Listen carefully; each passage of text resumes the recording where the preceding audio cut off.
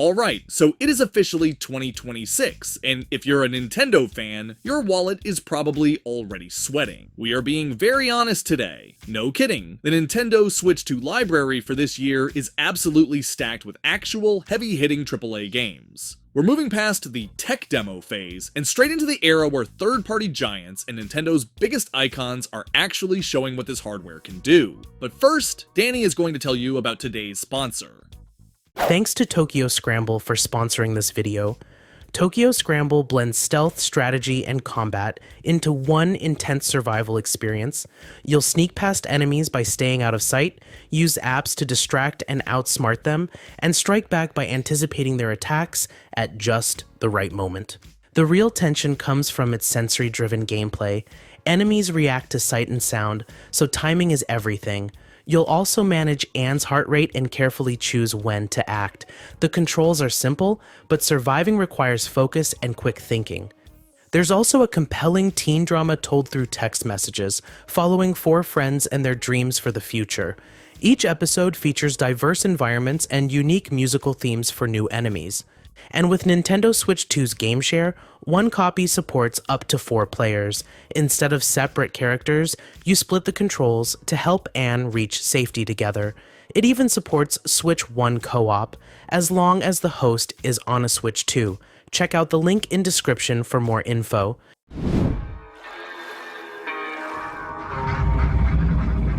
South of Midnight was one of those games that people couldn't stop talking about last year, mostly because of that wild stop-motion art style. But the big news for 2026, Xbox Game Studios is officially bringing this Southern Gothic gem to the Switch 2 this spring. You're playing as Hazel, a weaver in a macabre version of the American Deep South. This game actually won Games for Impact at the 2025 Game Awards, and for good reason. The music is incredible. Every boss has their own blues-inspired theme song that tells you exactly why they've turned into a monster. It's haunting, it's stylish, and it's genuinely different. Now, the big question is the performance. For the Switch 2 version, Compulsion Games is targeting a solid 1080p 60 frames per second in handheld. They've even confirmed that the option to toggle off the stop motion look for smoother character movement is carrying over to the Nintendo port.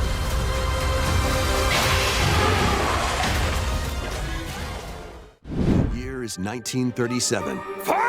Sinister forces are on the hunt for an We've been a little skeptical about the first-person perspective for an indie game, but after spending some time with it, Machine Games might have actually pulled it off. The big standout here is the whip. It's not just for swinging across gaps, it's a genuine combat tool. You can trip Nazis, disarm them mid-reload, or just use it to distract guards while you sneak through these massive, puzzle-filled tombs. It's got that Chronicles of Riddick DNA where the stealth and melee just feel heavy, in a good way. The Great Circle mystery takes you everywhere, from the pyramids to the Himalayas, and the sense of discovery is huge. It's less of a linear corridor shooter and more of an immersive sim-light. You're actually looking at your journal, taking photos of clues, and, you know, actually doing archaeology between the fistfights.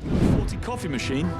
I hope I'm not interrupting anything. You're not, Damien. R.E.V.O. Interactive, the folks who basically perfected the social stealth genre with Hitman, are taking a crack at a young James Bond origin story, and honestly, it's about time. Now, don't expect Hitman 4 with a tuxedo. R.E.V.O. is calling this a third-person espionage adventure. You've still got the spycraft and instinct mechanics for the quiet stuff, but there's a much bigger focus on cinematic brawls and high-speed chases. It's like if Uncharted and Splinter Cell had a very stylish British baby. Visually, the Glacier engine is doing some heavy lifting with a new volumetric smoke system that looks incredible. And yeah, it's officially coming to the Switch 2 on May 27th. We're hearing it'll feature some exclusive Q-Gadget touch controls, though we'll have to see if the frame rate can actually keep up with the explosions.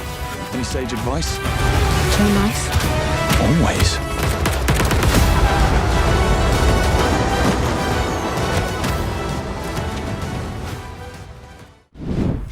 So Konami just did the unthinkable. During the February State of Play, they officially pulled back the curtain on Metal Gear Solid Master Collection Volume 2. It's launching August 27th, and yes, the rumors were true. Metal Gear Solid 4 Guns of the Patriots is finally leaving its PS3 prison after 18 long years. MGS4 was notoriously built specifically for the PS3's cell processor, but Konami says the new version features improved internal resolution and a maximum frame rate increase. Seeing Old Snake crawl through the Middle East in HD at a smooth 60 frames per second is going to be surreal. For the first time ever, you can take MGS4 on the go. It's hitting the Switch 2-day and date, though the physical version is one of those game key cards. Which, yeah, is always a bit of a bummer. Content-wise, Peace Walker is keeping its 6-player online co-op, but unfortunately, the original Metal Gear Online from MGS4 is staying in the grave. Still, they're throwing in the full MGS4 database and digital soundtracks to sweeten the deal.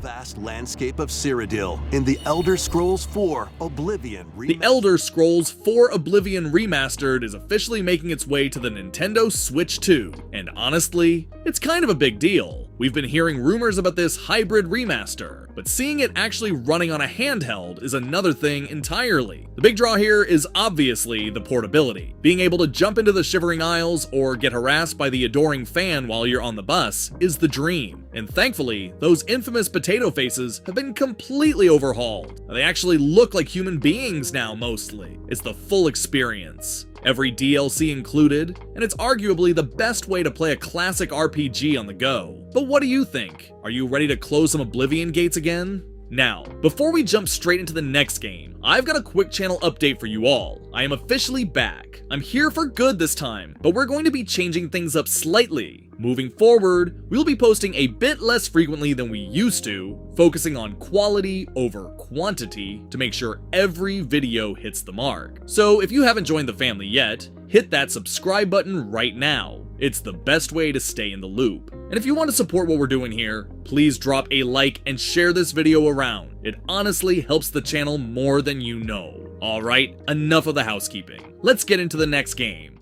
Capcom just dropped the final trailer for Resident Evil Requiem, and it's officially coming on February 27th. We've been waiting for RE9 for a long time, but I don't think anyone expected a full return to Raccoon City, or the fact that we're playing as the daughter of a Resident Evil Outbreak character. The big gimmick here is the double feature gameplay. You're splitting time between a new FBI analyst, Grace Ashcroft, and a very tired, very infected Leon Kennedy. Grace's sections are pure classic horror. Limited ammo, first-person perspective, and a focus on stealth. But then, you switch to Leon, and it basically turns into RE4 Remake on steroids, complete with third-person combat and suplexes. Seeing a nuked, post-apocalyptic Raccoon City in 4K is one thing, but being able to take that level of fidelity on the go is the real technical milestone here. With him is Diana. Pragmata is officially a real video game that you can buy on April 24th. After 6 years, 3 major delays, and a cheeky "it's real" smiley sign-off from Capcom, we finally have the full sci-fi adventure in our hands. And honestly, it's even weirder than the trailers made it look. The core hook is this 2-in-1 control scheme. You're playing as Hugh, a sarcastic security expert, while simultaneously using the face buttons to command Diana, your android companion. It's a mix of third-person shooting and real-time hacking puzzles, where you're peeling back robotic armor to find weak spots. It takes a second to get the muscle memory down, but when it clicks, it's incredibly satisfying. Toward the green goal, you can hack the enemy bots. There's no time to explain. Shoot now! Once their weak points are exposed, fire away. I hacked it! Depending on the nodes you pass through, you can modify the damage and effects of a hack. Each split-second decision. I want to fight so I can save my father's life. Intelligent Systems is finally heading back to Fodland. Well, sort of. Fire Emblem Fortune's Weave was officially revealed for the Switch 2, and while Engage was fun for the tactical purists, this new entry feels like the true successor to Three Houses that everyone's been waiting for. The story revolves around the Heroic Games, a massive gladiatorial tournament hosted by a figure called the Divine Sovereign. You're following 4 protagonists, including the upstart Kai and the queen-like Theodora, whose paths supposedly weave together. And yeah, that is an older looking Sothis at the end of the trailer, so the fan theories about this being a distant future or prequel are already flying. Gameplay wise, It's a best of collection. We've got combat arts, gambits, and even weapon durability is back after its vacation in Engage. But the big new addition is Blaze Arts. These are powerful map-altering abilities that actually cost your units HP to use.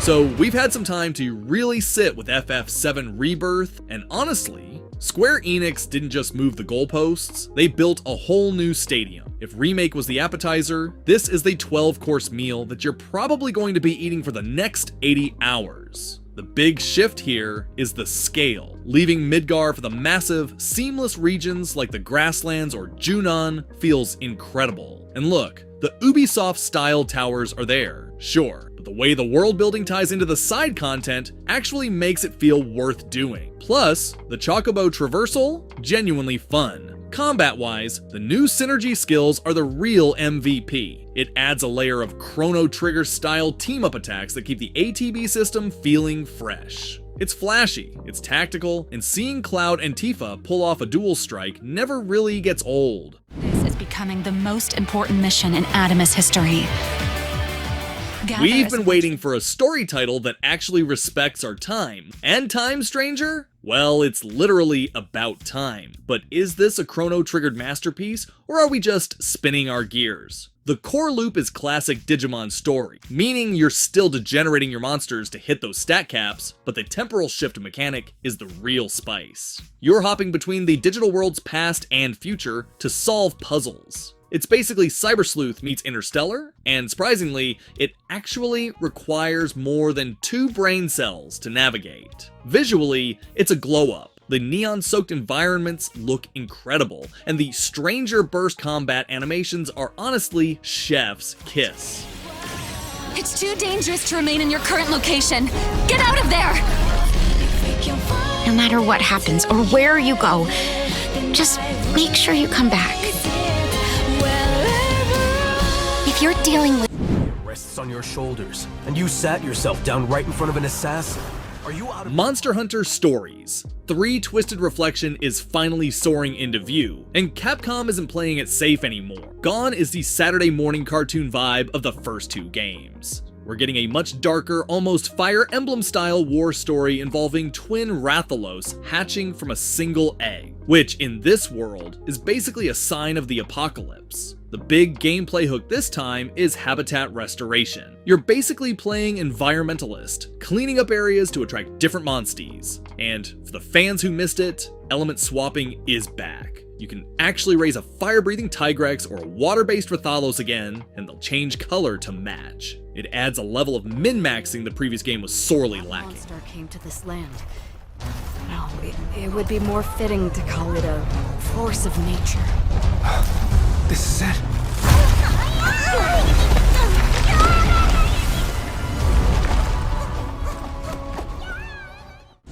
Or with a team of warriors online and battle all sorts of primal creatures. Alright, so it's actually happening. Turok Origins is coming, and after that 2008 reboot basically sent the series into extinction, we were all a little worried. But with Saber Interactive at the helm, the same team that just crushed it with Space Marine 2, people are starting to pay attention again. The big hook here is the DNA powers. You're not just shooting dinosaurs. You're harvesting them to upgrade your biomorphic suit in real time. It's a hybrid first and third person shooter, and honestly, seeing the suit shift and evolve while you're mid-execution on a raptor is, well, it's pretty damn cool. Unravel the mysteries that ultimately hold the key to saving humanity.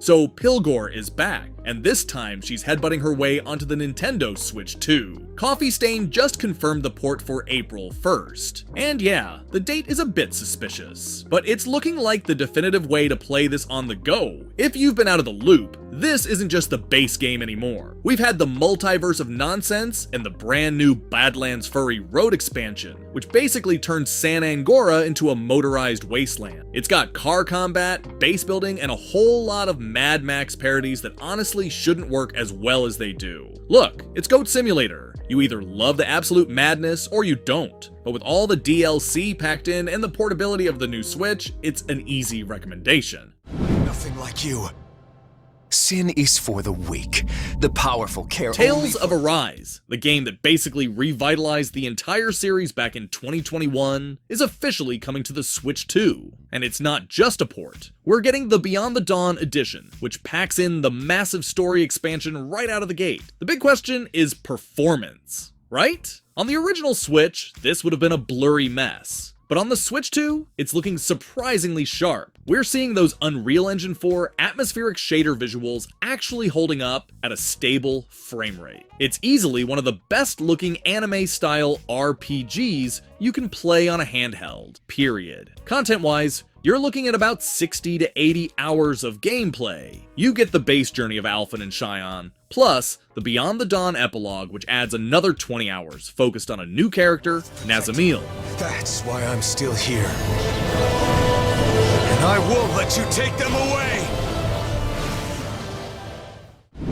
Vault Dwellers, welcome home.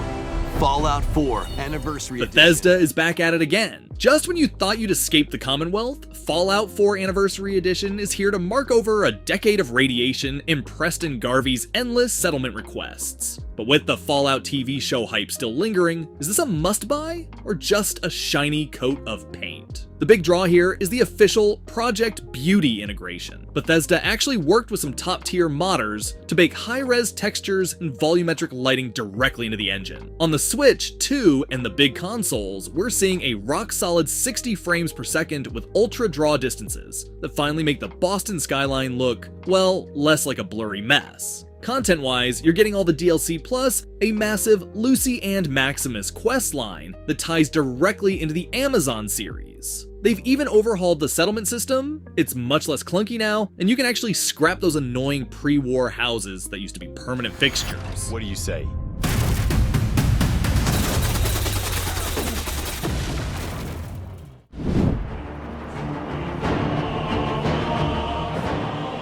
From Software just confirmed that the Duskbloods is still on track for 2026. And despite the radio silence since its reveal, this might be the most ambitious thing Miyazaki has ever directed. It's a Switch 2 exclusive, and it's basically taking the DNA of Bloodborne and throwing it into a high-stakes PvPvE blender. You're playing as a Bloodsworn. Think vampire hybrid with superhuman mobility. We're talking double jumps, super sprints, and specialized weapons that range from classic Gothic blades to actual automatic rifles. It's an 8-player setup where you're fighting over something called First Blood, but it's not just a battle royale. There are bosses to hunt and randomized events that can completely flip a match on its head. The wild part? Reports say this has been in development since 2019, even before Sekiro launched. It actually holds the record for the most prototypes in From Software history because they were obsessed with nailing a new multiplayer subgenre. Rise and contemplate now the moon, as befits the soon to depart.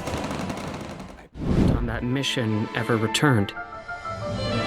This is the world. Square Enix is finally taking their gorgeous HD 2D engine and, instead of a turn-based RPG, they've made a straight-up action-adventure game. The Adventures of Elliot. The Millennium Tales just got a solid June 18th release date, and honestly, it's looking like the Zelda game Square fans have been begging for. The core hook is all about time travel. You're jumping across 4 different ages to save a princess, using a mix of swordplay, bombs, and a fairy companion named Faye. Think A Link to the Past meets Octopath Traveler. The combat is surprisingly punchy, with a parry system that feels way more action than RPG, and the dungeon puzzles actually require you to use your head for once. One cool touch is that a second player can actually jump in and control your fairy sidekick, Faye, for some local co-op. She's not just a floating cursor either. She can warp you across gaps or stun enemies.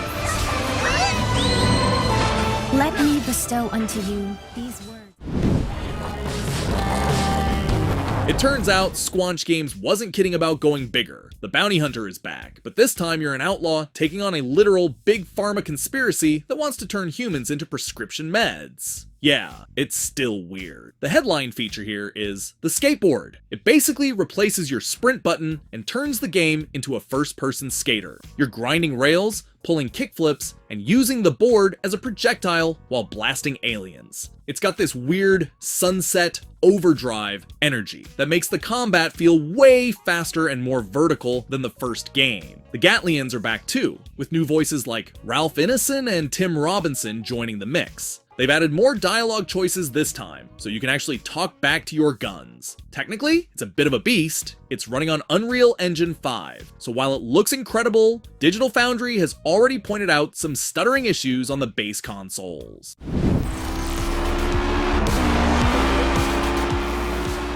Gear.Club Unlimited 3 is officially hitting the Switch 2 on February 19, and it's kind of a glow-up. This series used to get a lot of flack for its mobile origins, but with Eden Games, the guys who literally invented the open-world racer with Test Drive, leaning into the new hardware, things are looking up. The big change this time is the setting. We're leaving the Mediterranean behind for the neon-soaked streets and mountain passes of Japan. There's a brand new highway mode where you're weaving through dense traffic at 300 clicks, and it's looking way more intense than the standard circuit races we're used to. It's giving off some serious Shudaku battle vibes. Technically, it's a massive jump. We're talking 40 licensed cars from Porsche to Bugatti, all with fully detailed cockpits. Because it's a timed Switch 2 exclusive, they're actually using the extra power for better physics and, thankfully, a rock-solid frame rate.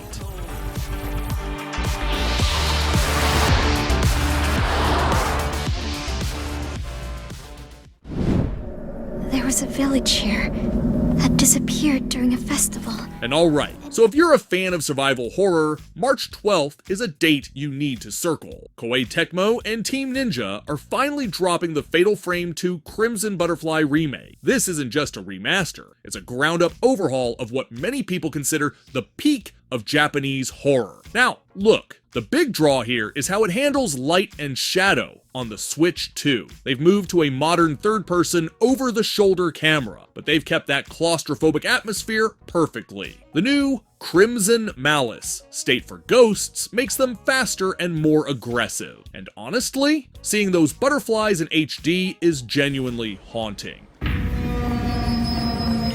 Hurry, leave the village. If you can get out of the village, you'll be able to escape your fate. Don't let go. Together. The twins, where are they?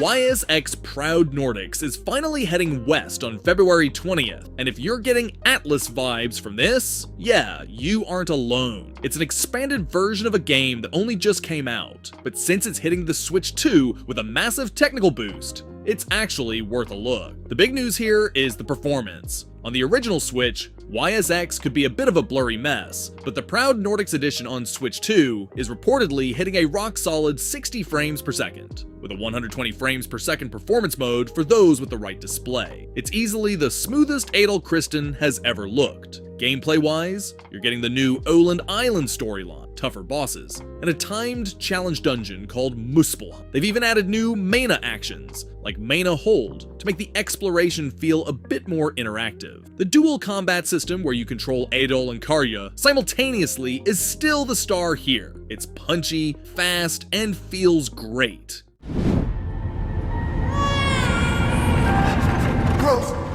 Capcom is basically owning the Switch 2 launch window. On February 27th, we're not just getting the brand new Resident Evil Requiem, but they're also dropping native ports of Resident Evil 7 and Village Gold editions. And look, the big word there is native. No more cloud version, input lag, or stuttering, because the Switch 2 actually has some decent power under the hood. The R.E.V. engine is running these at what looks like a rock-solid 60 frames per second. It's the full crisp experience, Lady Dimitrescu and all right in your hands. If you grab the Generation Pack, you're getting all 3 games for $90. That's a massive amount of horror, including the Winter's expansion for Village and End of Zoe for RE7. It's basically the ultimate catch-up kit before you dive into the new story in Raccoon City.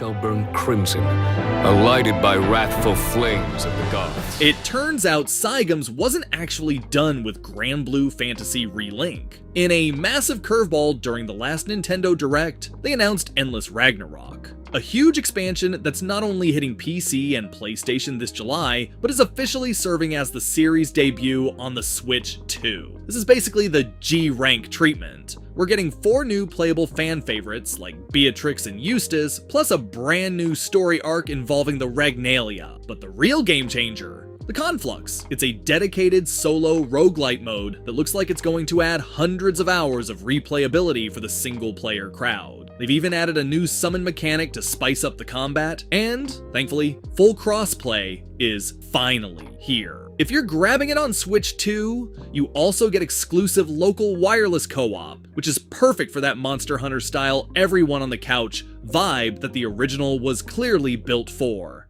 While Ditto might not start out as the best swimmer, this transformation makes traveling to Game Freak looked at the success of Animal Crossing and Dragon Quest builders and said, yeah, let's do that. Pokemon Pokopia just got its big launch trailer for the Switch 2, and honestly, it's probably the biggest vibe shift the franchise has seen in decades. Instead of being a trainer, you're actually playing as a Ditto that's transformed into a human. You're dropped onto a deserted island, and your job is to build a paradise from scratch. The cool part? You don't catch Pokemon, you attract them by building specific habitats. Want a Hitmonchan? You better craft a punching bag and a weight bench. You're actually learning moves from the Pokemon to help you build. You copy Squirtle's water gun to hydrate the land, or use Bulbasaur's leafage to plant grass. It's running natively on the Switch 2, so the HD 2D inspired lighting looks gorgeous. And the load times for traveling between islands are actually,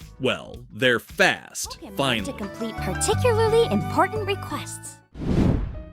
WWE 2K26 is finally here. And it turns out 2K wasn't kidding about the best in the world slogan. CM Punk isn't just the cover star, he's the heart of a massive new showcase mode. But the big news? This is the first year they've officially ditched last-gen consoles, and you can really feel it. Because they aren't held back by 2013 hardware anymore, the physics are finally getting a facelift. We're talking stackable tables, functional thumbtacks, and, I'm not joking, a playable shopping cart. They've also added the fan-requested I Quit and Inferno matches, and the reversal system has been completely revamped to feel less like a rhythm game and more like a tactical brawl. In the Flower Kingdom, Bella Bell Park.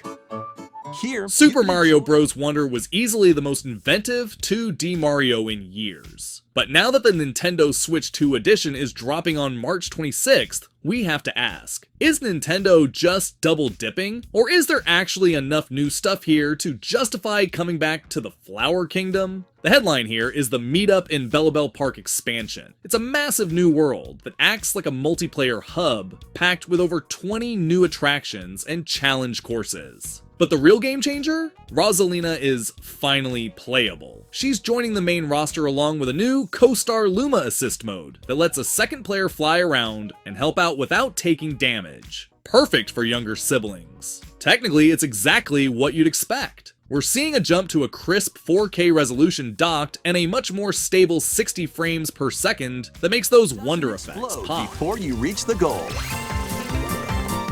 Work together to get to the goal!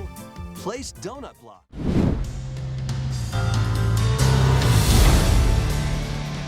Virtua Fighter 5 R.E.V.O. World Stage is officially hitting the Switch 2 on March 26th. It's been a long road for this one. It's been on everything from the PS3 to Steam, but seeing it make its Nintendo debut is a bit of a milestone for Sega fans. The big addition here is the World Stage mode. It's basically a massive single-player campaign where you travel the globe, taking on over 1,000 AI rivals based on actual real-life pro players. It's got that classic quest mode DNA, which is perfect if you're looking to grind out customization items without getting your teeth kicked in by the online sweats. On the technical side, the jump to Switch 2 is a big deal. We're getting full rollback netcode and, thankfully, full cross-play between Switch, PS5, Xbox, and PC.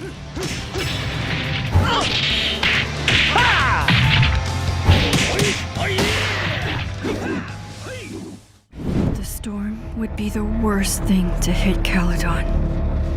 Deck 9 and Square Enix just dropped the announced trailer for Life is Strange Reunion. And yeah, it's officially the final chapter of the Max and Chloe story. It's launching March 26th, and if you felt like Double Exposure left a few too many questions on the table, this is the game built to answer them. The big gameplay shakeup here? For the first time ever, you're playing as both Max and Chloe. Max has her classic rewind powers back, but Chloe brings her backtalk mechanic from before the storm to handle the social engineering. They're alternating perspectives to try and stop a literal inferno from leveling Caledon University in 3 days. It's high stakes, and honestly, seeing them back together in the same room feels right. Who are you to stop it? I know there are consequences to using your powers, but maybe this time is different? Right when everything is falling into chaos.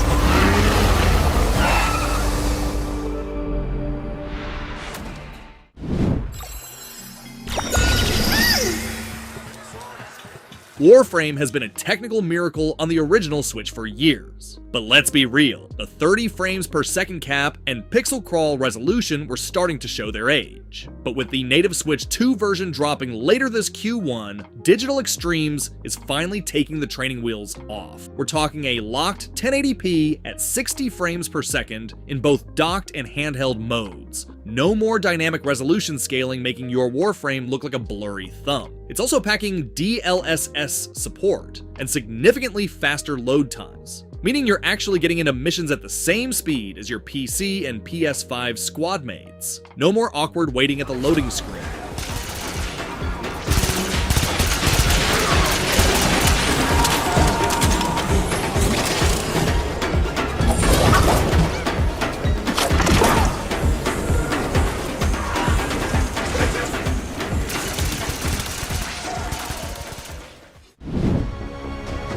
The city has become a breeding ground for suffering and injustice. TT Games is finally bringing the bat back. LEGO Batman Legacy of the Dark Knight is officially launching May 29th, and if you were expecting just another collectathon like the old trilogy, you might want to buckle up. This is a full-blown open-world origin story that's trying to be the Skywalker saga for the DC universe. They've ditched the simple button mashing for a free flow system that's clearly inspired by the Arkham games. We're talking counters, gadgets mid-combo, and even a Dark Knight difficulty mode for people who actually want a challenge in a LEGO game. Now, there's some internet drama about the roster only having 7 base characters at launch: Batman, Robin, Nightwing, Batgirl, Gordon, Catwoman, and Talia. But look, each one has completely unique gadgets, and there are over 100 legacy suits from the movies and comics that actually change how they play. It's more quality over quantity this time around, which honestly might be for the best.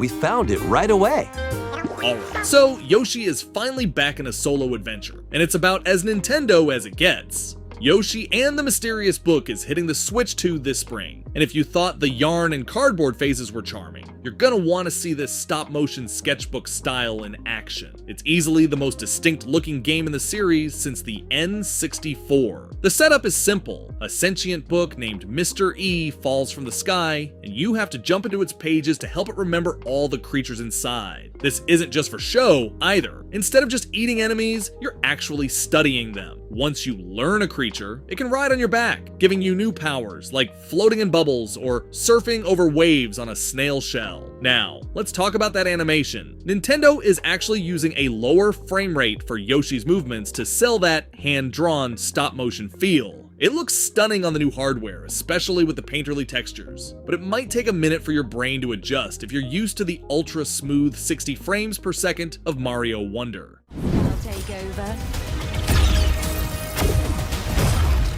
So Blizzard just pulled a fast one. They're officially dropping the 2 from the title and going back to just Overwatch, and the big news for Nintendo fans? A dedicated Switch 2 edition is launching this spring. It's not just a port of a port. This is a ground-up overhaul, designed to finally bridge the gap between handheld and PC. The technical leap here is actually massive. We're moving from a blurry 30 frames per second struggle to a crisp 1080p at 60 frames per second in handheld, with a targeted 120 frames per second mode when you're docked. But the real game changer, Joy-Con mouse support. You can finally use the right Joy-Con like a light gun for precision aiming, which, if it works as well as it does in Splatoon, might actually make the controller pool a scary place to be. Resistance is pointless. Talon is everywhere. I have long observed the lands between. It's been a long time coming, but we finally have an update on Elden Ring Tarnished Edition for the Switch 2, after that rough showing at Gamescom last year where the frame rate was, well, let's just say struggling. From Software officially pushed the release into 2026. But according to the latest Kadokawa financial reports, the lands between are still on track to arrive on Nintendo's handheld later this year. Now, look, the big question is performance. Early demos were dipping into the low 20s, which is a nightmare when you're trying to dodge Millennia, but the word is that the delay was specifically to implement better DLSS upscaling and a reconstructed 30 frames per second cap. It's likely going to look more like the Steam Deck version on medium settings, which, for a console you can play on a bus, is honestly still a technical miracle.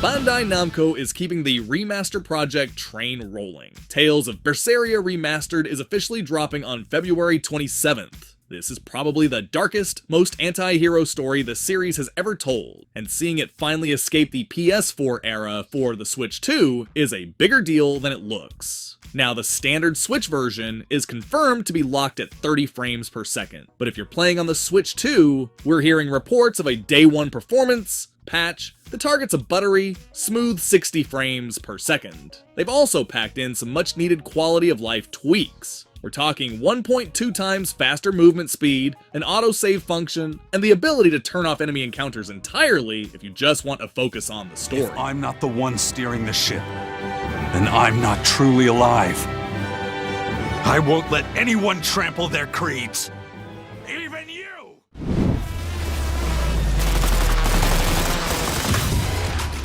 Alright, so Borderlands 4 has been tearing it up on PS5 and PC since September, but the big question on everyone's mind has been the Nintendo Switch 2 version. It was supposed to drop in October, then it got scrubbed from the schedule, and as of February 2026, Take-Two has officially put the port on pause. Yeah, it's not looking great, but there's still a lot to talk about if it ever actually makes it to the finish line. Now, the reason for the delay? Performance. Even on the more powerful consoles, Borderlands 4 has had a rocky launch with some stuttering issues. Early Gamescom demos on Switch 2 were apparently hitting a solid 30 frames per second, but Gearbox is reportedly struggling to get the 4-player co-op stable without it looking like a slideshow. They've already confirmed that split screen is cut for the Nintendo version, which, let's be honest, is a bit of a heartbreaker for the couch co-op fans.